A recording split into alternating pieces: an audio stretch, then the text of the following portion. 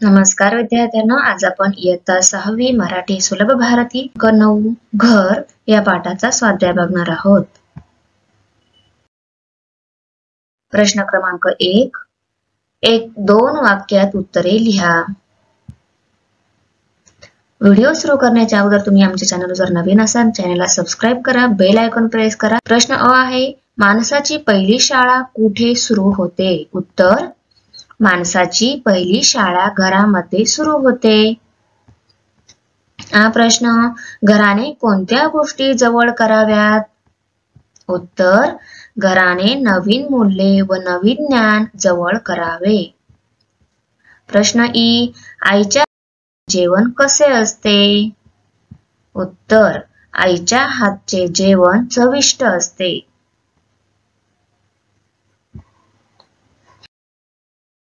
प्रश्न क्रमांक 2, कवीने घराचे वर्णन कोणत्या शब्दांत केले आहे ते लिहा. उत्तर, घर म्हणजे केवळ 4 भिंती नसून सुंदर कर्मभूमी असलेली आनंदी वास्तू आहे. तिथे भावनांचा ओलावा असतो. घर ही शिक्षण देणारी पहिली शाळा असते. घर आपल्याला पाहायला, धावायला, चालायला शिकवते. प्रत्येक घराची न्यारी गोष्ट असते. घर दुःखाशी लढायला शिकवते. तिथे नवीन मूल्ये व नवीन ज्ञानाची समृद्धी असते. घरात आईचे कष्ट, तिची माया, आजीच्या गोष्टी, आजोबांच्या गप्पा यांचा खजिना असतो. प्रश्न क्रमांक 3, खालील आकृती पूर्ण करा. तर ही आकृती दिलेली आहे. घर व्यक्तीला काय काय शिकवते इथे लिहायचं आहे आपल्याला. पाहायला, चालायला, धावायला, लढायला, दुःखाचा डोंगर चढायला. प्रश्न क्रमांक 4, शब्दांतील शेवटचे अक्षर सारखे येणारे शब्द कवितेतून शोधा व लिहा. उत्तर, वस्तू, वास्तू. खोल्या, ओल्या.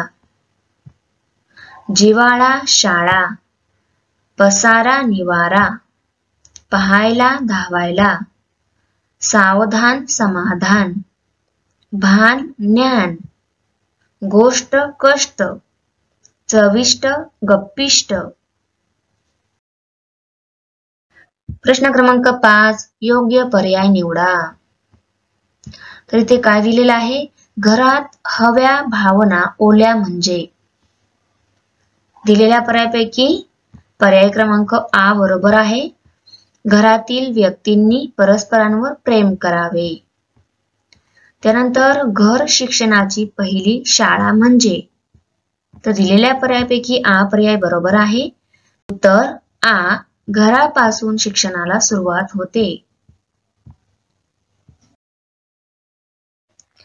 क, जवळ करावीत नवी मूल्ये, नवीन ज्ञान म्हणजे.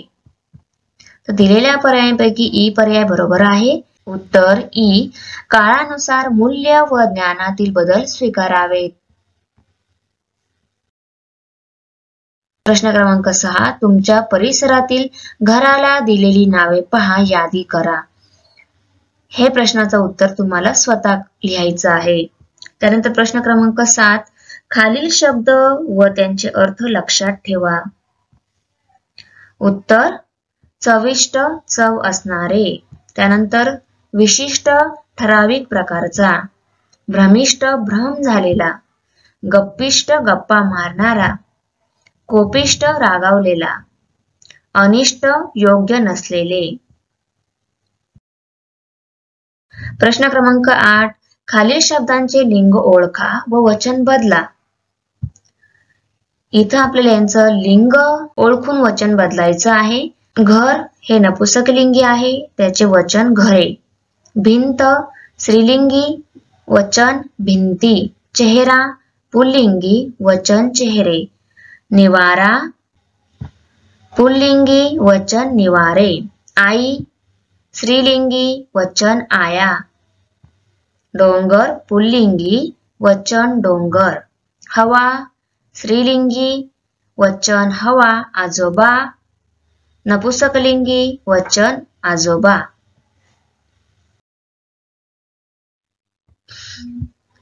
प्रश्न क्रमांक 9. खालील शब्द शिक्षकांच्या मदतीने समजून घ्या. इथे घर म्हणजे सदन, धाम, निवास, गृह, आलय आणि भुवन. त्यानंतर सूर्य, ही सर्व सूर्याची नावे दिलेली आहेत. दिनकर, प्रभाकर, रवी, भास्कर, मित्र, भानु, दिवाकर, आदित्य. प्रश्न क्रमांक 10. खालील शब्द वाचा आणि लिहा. हे शब्द वाचून तुम्हाला लिहायचे आहेत. प्रश्न क्रमांक 11. वस्तू आणि वास्तू या दोन शब्दांतील लेखनामध्ये फक्त काना दिल्याने फरक पडतो, परंतु अर्थामध्ये खूप फरक आहे. खाली दिलेल्या शब्दांचे अर्थ शोधा, लिहा. आता हे शब्द दिलेले आहे, यांचे अर्थ शोधून आपल्याला लिहायचे आहेत. आता इथे 1 नंबर, कप चहा पिण्याचे साधन. काप म्हणजे काय? भाग किंवा क्रियापद.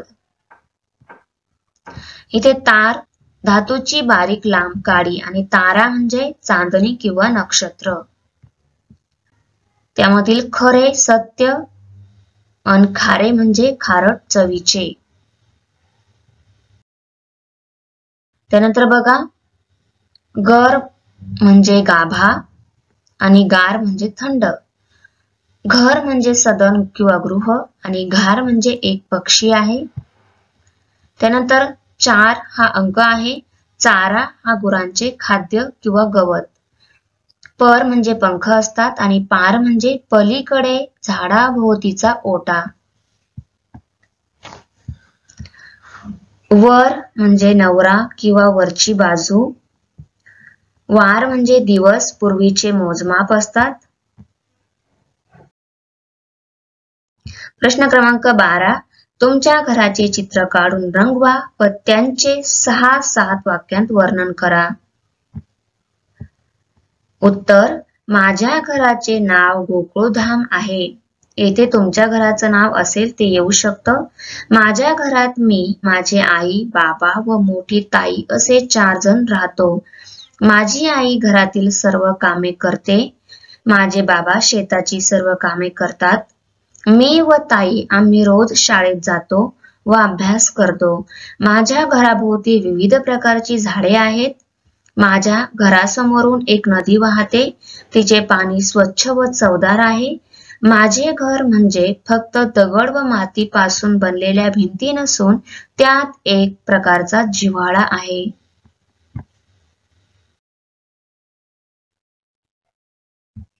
आता इथे चित्रांच्या जागी योग्य शब्दांचा वापर करून खालील म्हणी पूर्ण करा. तर पाण्यात राहून माशांची वैर करू नये. तर इथे वासरात लंगडी गाय शहाणी. तर बघा इथे वासरात लंगडी गाय शहाणी. त्यानंतर आडला हरी गाढवाचे पाय धरी. इथं आडला हरी गाढवाचे पाय धरी.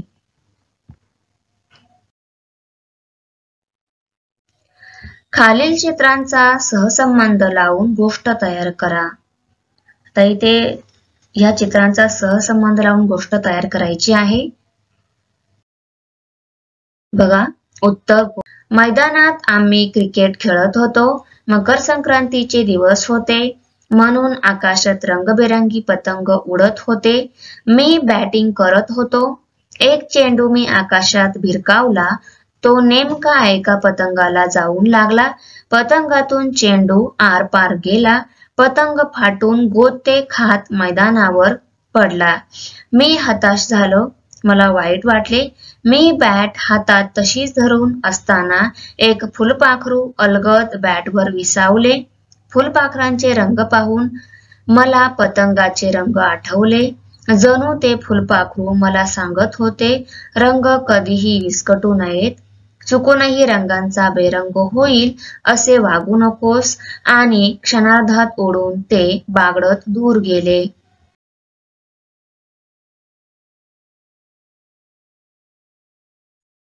व्हिडिओ आवडली असेल तर आमच्या चॅनलला सबस्क्राईब करा, बेल आयकॉन प्रेस करा, लाईक करा, कमेंट करा आणि शेअर करा. तर भेटूया पुढच्या व्हिडिओमध्ये. बाय.